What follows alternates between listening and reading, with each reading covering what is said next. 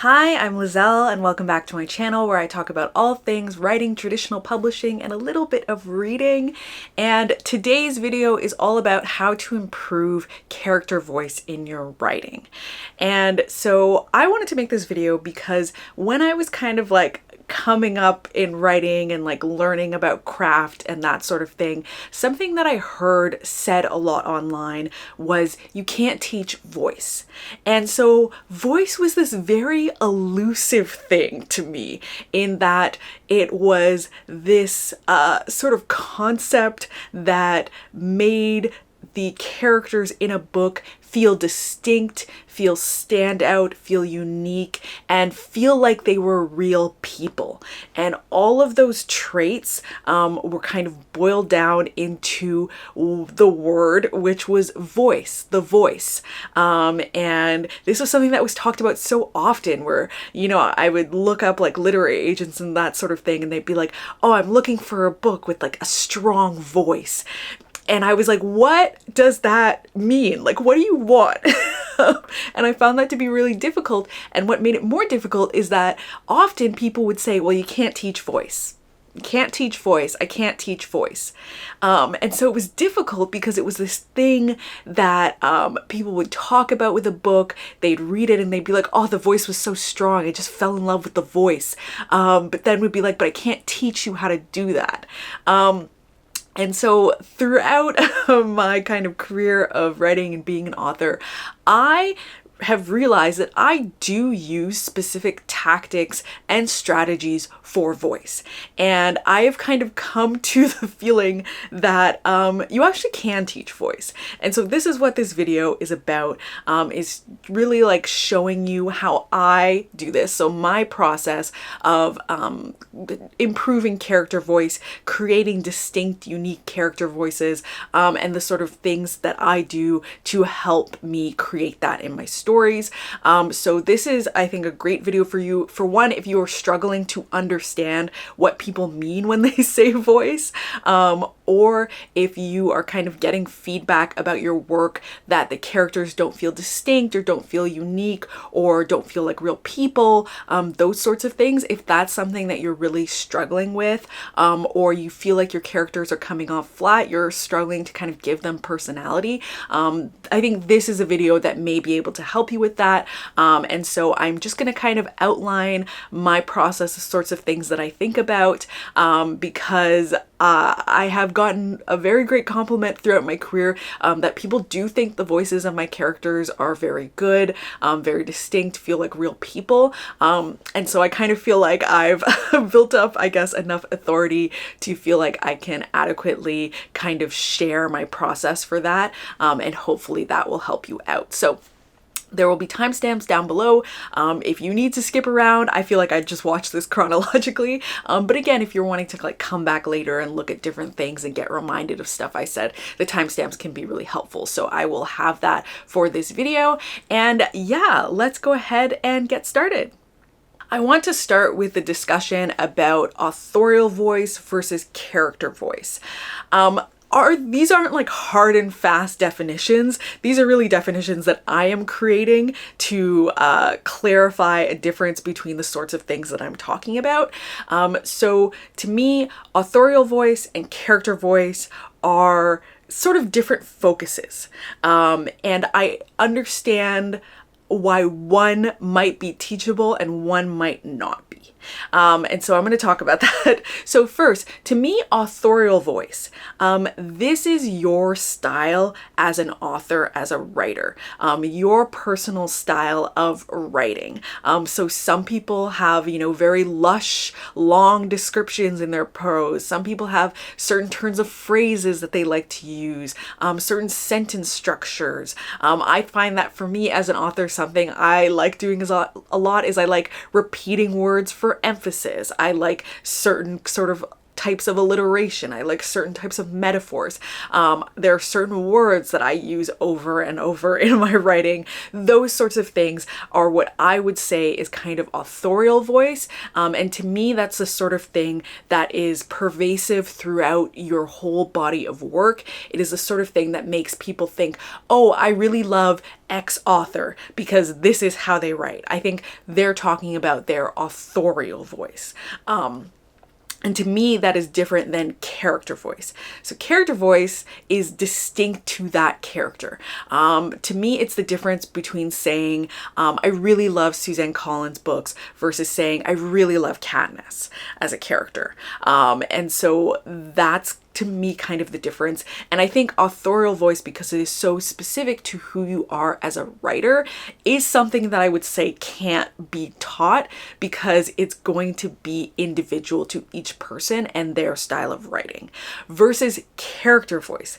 Character voice is the specific voice of that character, which is a series of different things that I'm going to talk about coming together that creates the whole picture of that character on the page, and is what makes you think, oh, I'm reading from this specific character's point of view when you're on the page. And I think that is something that very much can be taught. I would say, in my personal opinion, can be taught because, as I'm going to break down in this video, I'm going to talk about the different things that go into that and how I think about that and put that together. And so that is to say that this video is about character voice, not authorial voice. And so I just wanted to kind of like clarify that at the beginning to kind of contextualize this video.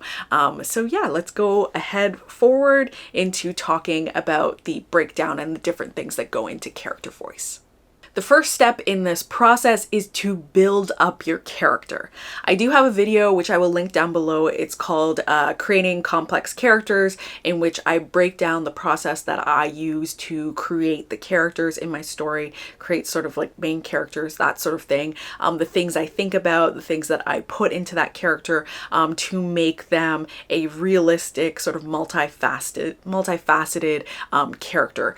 So if you are struggling to build character, I would recommend checking out that video because it can be really helpful for that. And so that's kind of the basis that I'm starting at, in that I know basically what the character's journey is going to be. I know what kind of internally is something that they may find difficult. I know what they're working towards, what sort of things they want to accomplish, and what they actually need to accomplish to become a fully realized, fulfilled character. And I have some idea of their backstory, sort of how they've gotten to the place they're at in life, where they are in life, what sort of things are important to them. And I have a general idea of the things that they are interested in, the things that are important to them, that sort of thing. And so that's kind of the basis for coming into this.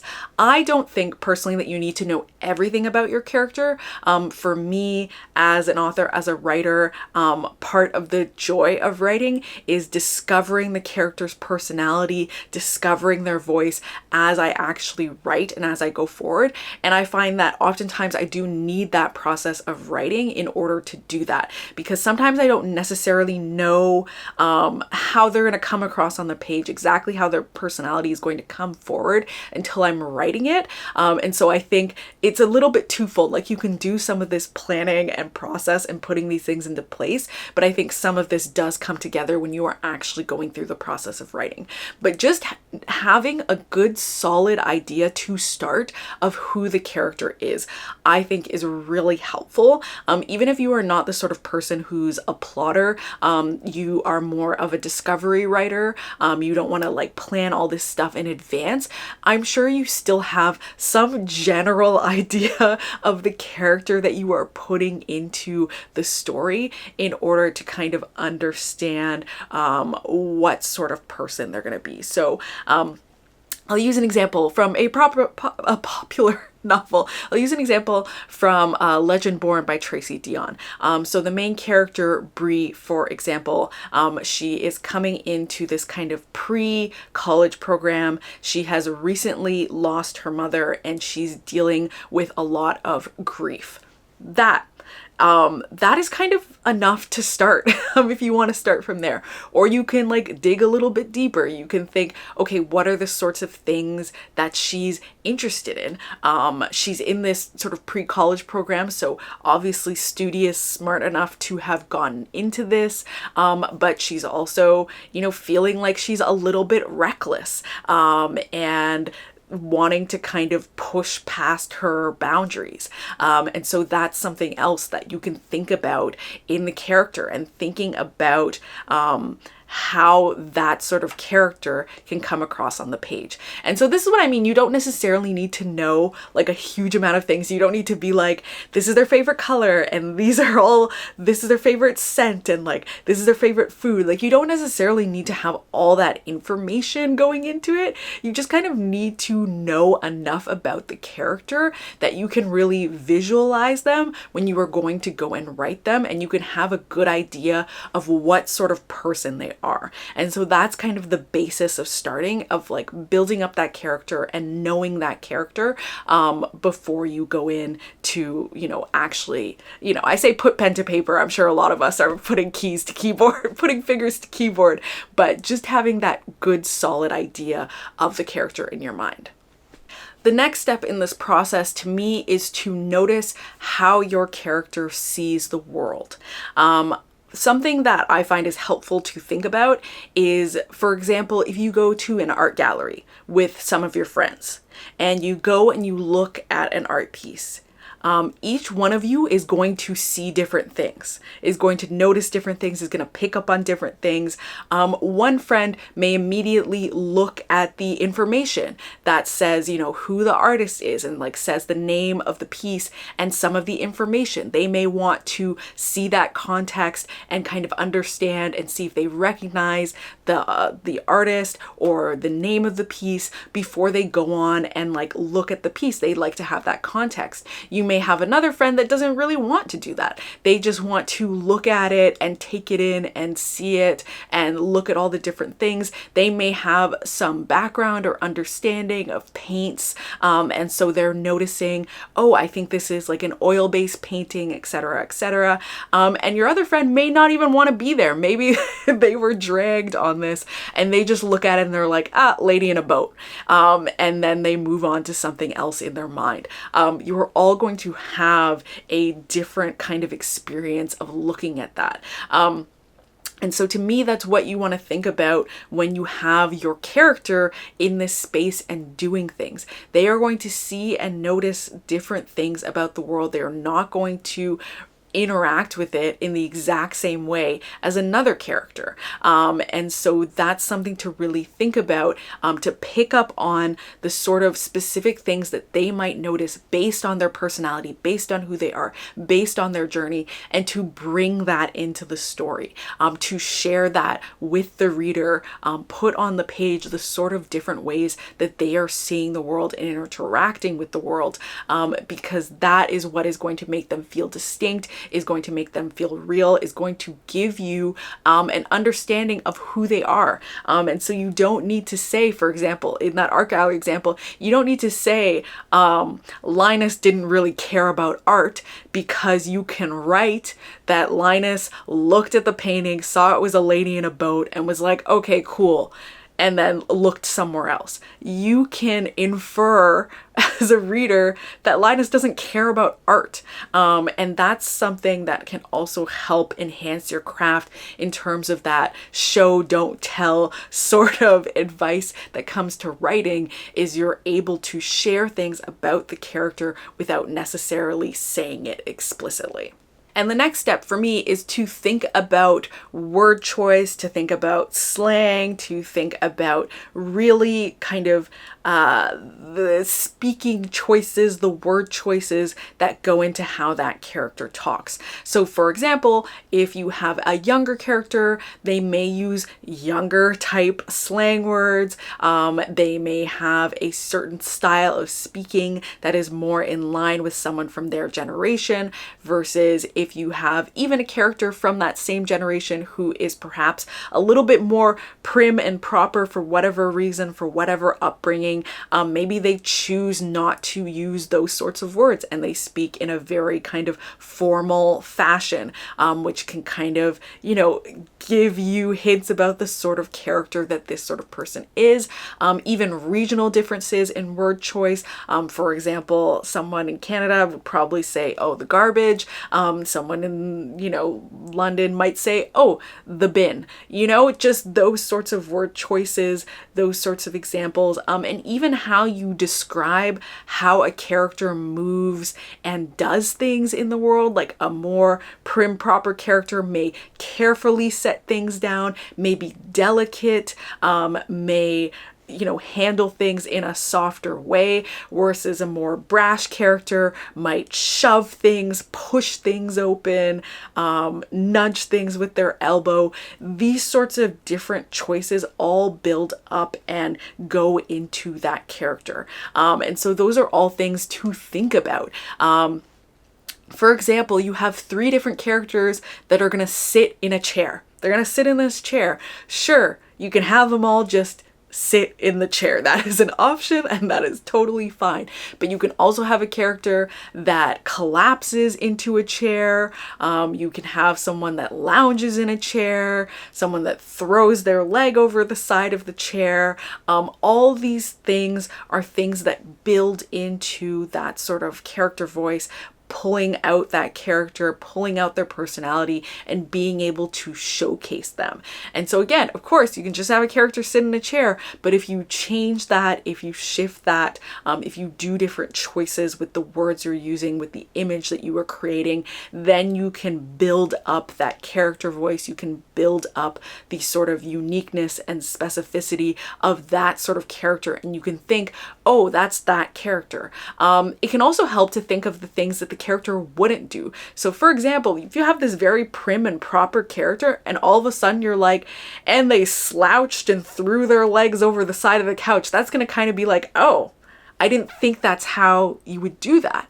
I thought you'd kind of sit upright and you kind of put your legs together, or you cross your legs, that sort of thing. You can kind of create expectations for this character and also think of what they wouldn't do. And again, all these things kind of pull together and bring together that voice. Now I'm going to do an exercise. This is very practical exercise that I hope will kind of give you an idea of all these things in practice. And so what I have done is I have 3 characters encountering the same scenario. And each of them has their own passage of them, again, going through the exact same scenario, but they're different characters. And so what I'm going to do is one by one, I'm going to go through, I'm going to read through the passage. I am going to break down the passage. I'm going to talk about the different choices that I made with words, with descriptions, with the things I talked about, and how all of that goes into the voice of that character, and then talk very briefly about what I knew about that character going into that scene. So you can also kind of understand how much kind of pre-work was thought about before I went into this whole scene and writing it. And I hope that will give you an idea of how these things come together and how sort of character voice can be brought out. And so I'm going to transition to the computer with you so that I can go through it and highlight different things and kind of get right into the nitty gritty. And then I will see you back here again after for my final thoughts. And here we are. We are now in my Microsoft Word so that we can do this exercise. So basically what I'm going to do is I'm going to read through the whole passage, and then I will talk you through the kind of decisions made to basically create this character's voice, including a little bit of a snippet at the beginning, or just me sharing what I knew about this character going into writing this scene. So I'm going to start with reading it first. I walk up the steps to the front door of our house, going through my mental to-do list for the afternoon. There's a quiz tomorrow for calculus that I need to study for. Just a quick skim of my notes, and I have some readings to do for French. Shifting my backpack to my front, I rifle through the pocket to grab my keys. Mom and Dad are going to be home late, so I can probably reheat something for us for dinner. I push the door open and trip over Tia's sneakers. I take a deep breath, calming myself as I pick up her shoes and tuck them into the cubby. It's only after I shut the door and lock it that I pause. The alarm. I usually have to disarm it. Or if not, it says front door loudly when I open the front door. Tia, I call out. Lane? I take off my shoes and put them away next to Tia's and walk down the long hallway, through to the family room at the back of the house. I freeze. The patio doors are shattered, glass shards littering the ground, stuck into the carpet. Inanely, my first thought is, that's going to be so hard to get out of the fibers. Tia, I shout now, rushing up the stairs while I wrestle my phone out of my backpack, dialing 911 as I go. Lane?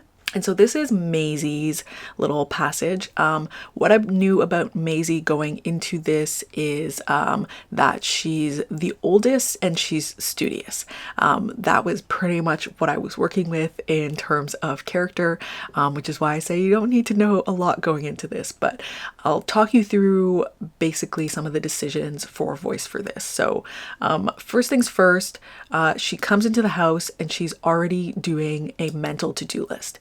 So for me, this is part of showing she's like pretty organized, pretty focused, fairly studious.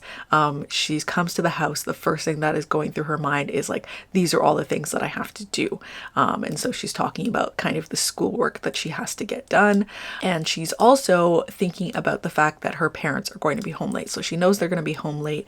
And so she has to reheat something for us for dinner. So she is cognizant already. She's already thinking of her siblings and like the fact of like having to in some ways provide for them in a way that their parents aren't going to be able to today because they're out. And so this is kind of like a showing of the fact that this is something really that's something that's on her mind. She's already taken responsibility for this. And so she gets open the door, she trips over her sister's sneakers and kind of has to calm herself.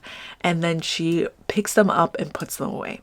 So she's annoyed, frustrated with this sort of lack of organization that others around her have, but she's also willing to pick up after them. Like she doesn't leave them for her sister to put away.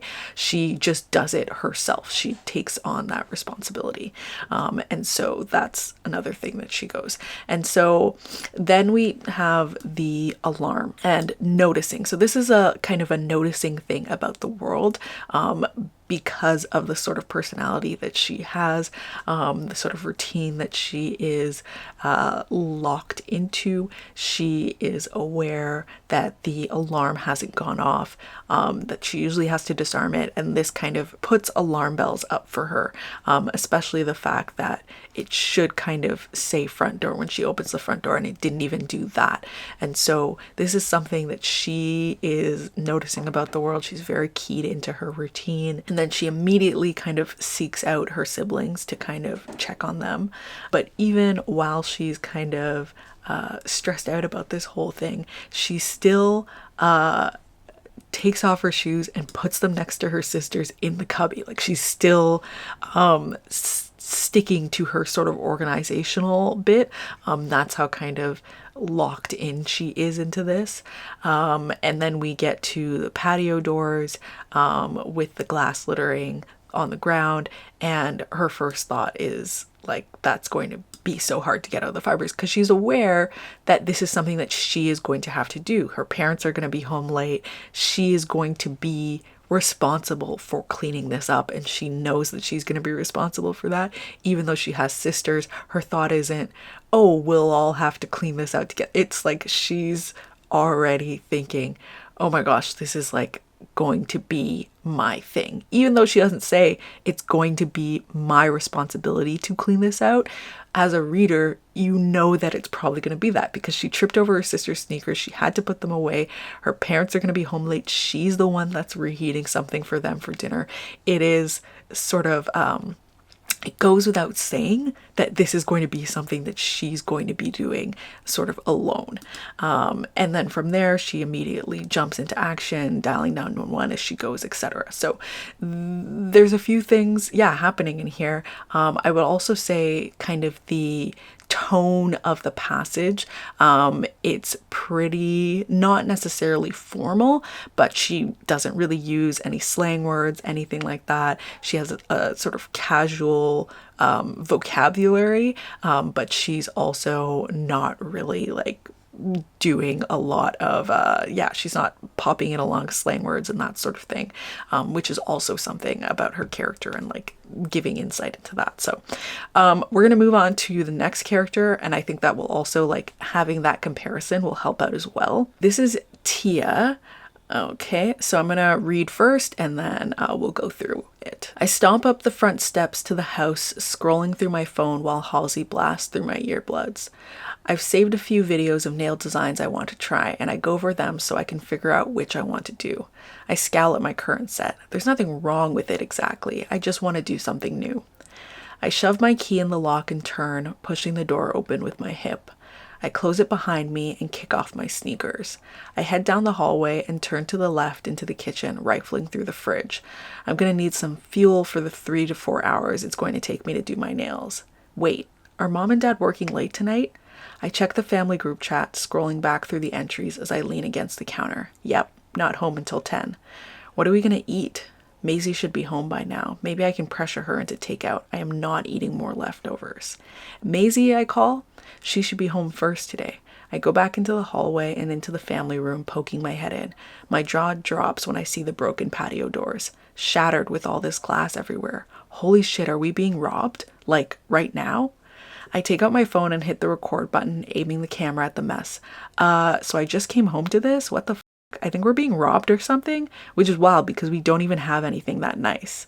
I make sure I get all the angles of the mess before I go back down the hall. I'm going to see if my sisters are home. And that's the end of the passage. I was just making sure that was the end.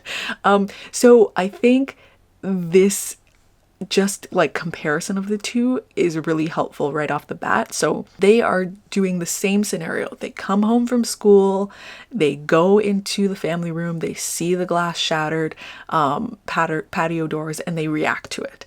And that's the whole thing. And so it's the same thing, it's the same scenario, but from this different point of view, and I would say that it feels very different. But I'll walk you through all of those. So just so this is what I mean about like word choice. So Tia stomps up the front steps. She didn't just walk up, she like stomped up them. It's just kind of like she's just a bit of a heavy-footed person. She's whatever. She's also distracted. She's scrolling through her phone. She's listening to music. And her thoughts are she's thinking about these nail designs. Oh, I forgot to say what I knew about her going into this. So what I knew about Tia is that she likes doing nail stuff. She likes doing nail stuff, and she's the sort of person that leaves her shoes kicked off in the hallway. That was all I was going on, and that was really from having written Maisie's passage beforehand. So that's what I had. So this is like her focus. She's like an artsy sort of person. Her focus is these nail designs and that she wants to do. She's perhaps a little bit impatient, or just kind of, you know, craves excitement. She wants to like do this new set. And this again is word choice. She doesn't just open the key door, like she shoves her key in the lock and turns. She's just kind of like, and then pushes the door open with her hip. She's a little rougher around the edges, as opposed to Maisie.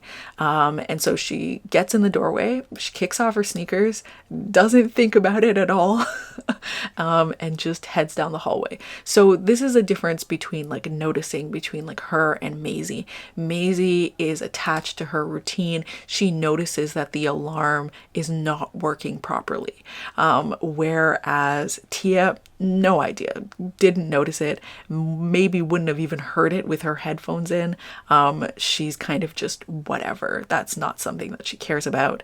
She goes right to the fridge. And then this is where we get also a little bit of difference in like style. And so I would say this isn't a difference in writing style. Like I think the authorial voice is still the same, but this is the character voice difference. So Tia is a little bit more casual, and so she has this kind of casual thought in between her narrative. This very just casual, wait, are mom and dad working late tonight? So that's an addition that kind of shows, again, she's like got a much more casual sort of style of speaking. And then she didn't know if her parents were working late tonight or not. This isn't something that she's kind of clued into. She had to check in on it versus Maisie, who knew automatically. And so then she goes right into like, what are we gonna eat? She has kind of put Maisie in that responsible position. She automatically thinks that, oh, my sister should be home by now. Maybe I can pressure her into takeout. It's clear that Maisie's kind of the authority figure in this. And that's who she's kind of deferring to. We go forward and we go into seeing the broken patio doors. And so this is again that more kind of casual way of speaking. And then Tia's kind of first instinct is she takes out her phone and she like starts recording it. That's just the way that she ends up reacting to this kind of crisis, is that she records it. She makes her commentary. Here we do see that she does swear. She swears. Maisie didn't swear in her narrative, but Tia does. And then right after that, she, like her sister, is also kind of like, oh, let me go check on my sisters. And so that's something they share. It's clear there's a sort of value and a thought of their sisters, and so they immediately go and check on that as well. So that's another thing that's happening there in her point of view. I also forgot to mention that I also knew that Tia was the youngest sister. So that was something I also knew going into it. So yeah, I mean, if you guess that, that's kind of fun. But yeah, so that's basically all of Tia's. And then we'll move on to the final sister. So this is Lane. And what I knew about Lane going into this is I knew that she was the middle sister. And that was it. I was going to think of like her having some sort of hobby, like how Maisie is studious and how Tia is into nails. I was gonna like make her into like crochet or something, and then when I went to write the passage, it just kind of like floated out of my mind. Because I had decided that she was gonna have lost her keys or forgot her keys. And from there, I just kind of just went based on being a middle child and forgetting your keys. And I just left it at that. And so this is kind of what I mean when sometimes you go in to write it and what you have kind of planned for the character might change a little bit, or you might discover the voice as you're kind of writing. And I feel like that was the situation with Lane. But anyway, let's read through this. I rush up the front steps of our house and immediately stoop down, lifting the welcome mat and then checking the other stuff littered on the porch. Under the plastic vase with dead flowers that mom really needs to replace but is too busy to. Behind the wooden bench that none of us ever actually sit in. Inside the mailbox, though I know that's too obvious. I send yet another text to both Tia and Maisie to see if they're home. I can't believe that I forgot my keys. It's because Maisie was rushing me out of the door in the morning, plus I'm pretty sure that Tia took mine and left me hers, and so I just looked at the key bowl without mine and thought I had them. I ring the doorbell and wait. Maisie should be home by now. After 5 minutes without any answer, I groan and head towards the fence at the side of the house. At least that just unlatches. I head toward the backyard. They're both going to make fun of me. Lane forgets something for the millionth time like it's just one big joke. I'm not trying to be like this. Rounding the corner, I hike my bag up on my shoulder and freeze when I see the mess of the patio doors. My eyes go wide and I stare at it as I walk into the house through the huge mess. Well, I think at least no one will know that I forgot my keys now. So that's Lane. And so, yeah, let's go through this. So Lane, rushes up the front steps of the house.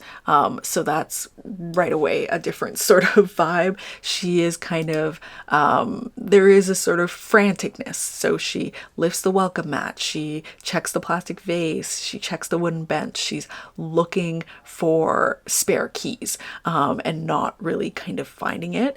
But there are some things that we're learning as we're going through this. So it's not just she checks under the plastic vase, it's the plastic vase with dead flowers that her mom really needs to replace but is too busy to. Behind the wooden bench that none of them ever actually sit in, and inside the mailbox, though she knows that's too obvious. And so it's kind of like we're giving little tidbits of the things that Lane notices about the world. So she notices these items that her family seems to have kind of just left forgotten on the porch. She's noticing or investigating the places where there might be a spare key hidden, but she also doesn't really know for sure. She's a little bit on a hope and a prayer for this spare key.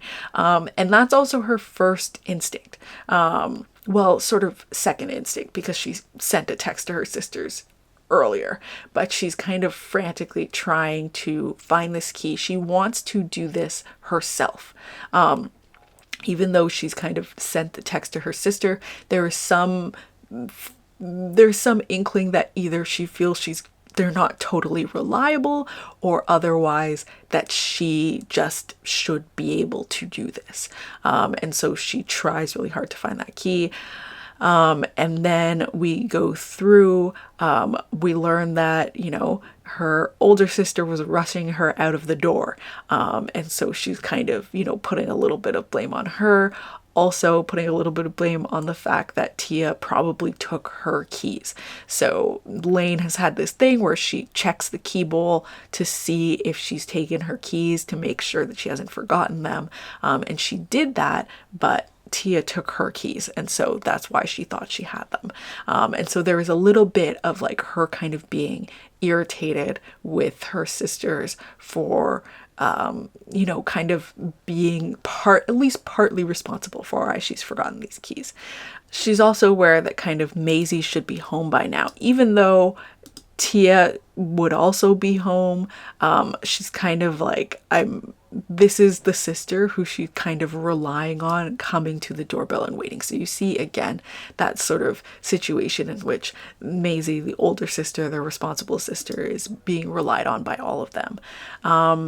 Anyway, so she tries again, and neither of her sisters come, and she kind of just moves on from it. Like there is a sort of feeling that she doesn't think of her sisters as totally reliable for her. But she goes toward the backyard, and then we get this sort of more casual internal thought in a similar way to what Tia has. But again, even though they're both these sort of internal thoughts, they have a different sort of feeling to them. Tia's is sort of like a casual, flippant, whereas Lane's, there's a little bit more anxiety, a little bit more frustration. She's upset about the fact that her sisters are going to make fun of her for forgetting things again. And clearly she has a bit of self-frustration in that she's not trying to be forgetful. She doesn't want to be forgetful, but this is just kind of something that happens. Anyway, and then we round the corner, she sees the mess of the patio doors, and her kind of thought is, well, maybe no one will notice that maybe no one will know that I forgot my keys now. I could have been texting them for any reason to see if they were home and ringing the doorbell. It's a bit like loose, like they'll probably still realize you forgot your keys, but this is kind of, in this situation, the thing that she's most hopeful about is she doesn't want to once again be this joke for being forgetful. And so that is the end of Lane's. And so the style of the writing generally is a little bit of a mix, I would say, between Maisie's and between Tia's. There is like a sort of casual style.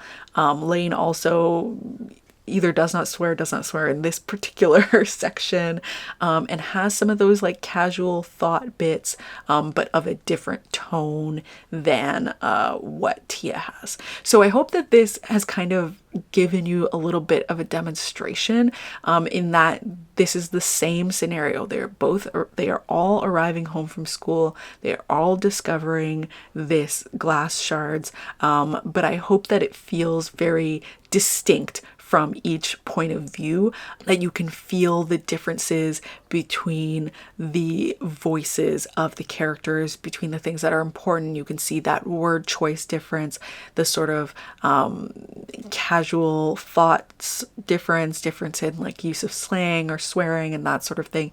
And so I hope that this example can help demonstrate to you a little bit more the sort of decisions that go into character voice and making those differences and making those characters feel distinct, while also sharing with the reader kind of information about them as well. So I hope that was help, and I will throw it back to the version of Liselle sitting down to close this out. And that is it for this video about how to improve character voice in your writing. I hope this was helpful for you. I really liked being able to do that exercise because I think it's just like a little bit more practical and kind of gives you a little bit more insight into this. And I just feel like because character voice can be tricky in that way, it can be really helpful.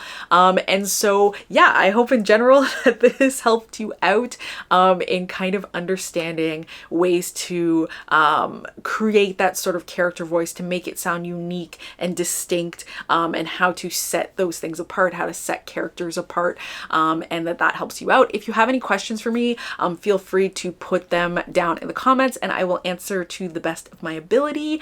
And yeah, if you like this video, please give it a thumbs up. If you haven't subscribed already, please subscribe. And thank you so much for watching. Bye!